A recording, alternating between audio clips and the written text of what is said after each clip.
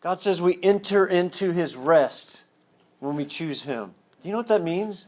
Well, if you know what chaos is, if you know what exhaustion is, if you've been worn down, burdened, and beaten, untrusting, unforgiving, it's chaos, man.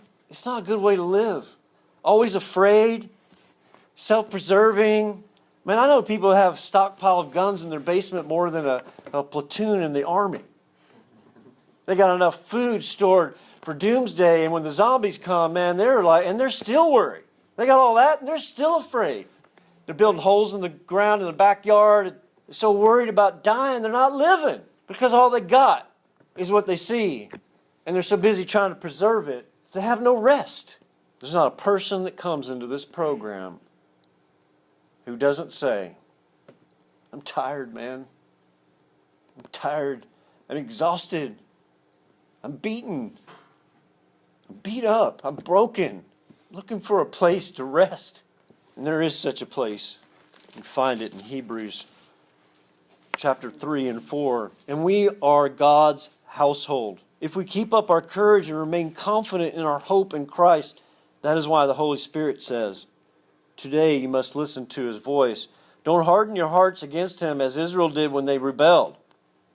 When they tested God's patience in the wilderness, there your ancestors tried my patience, even though they saw my miracles for 40 years. So I was angry with them, and I said, their hearts have always turned away from me. They refuse to do what I tell them, so in my anger I made a vow. They will never enter my place of rest. Man, when you don't turn to God, there's no rest, man. By design, there is no rest. You can do whatever you want. You can try a lot of things. And there's a billion-dollar industry out there called self-help. It'll try to convince you how you can do it yourself, but it ain't happening. You will always have unrest. He says, be careful then, dear brothers and sisters. Make sure that your own hearts are not evil and unbelieving, turning you away from the living God. And you must warn each other every day, as long as it's called today, that none of you will be deceived by sin and hardened against God. For if we are faithful to the end, trusting God just as firmly as when we first believed, we will share in all that belongs to Christ. For this is the good news, that God prepared a place of rest. This is the good news, man. Don't you get it?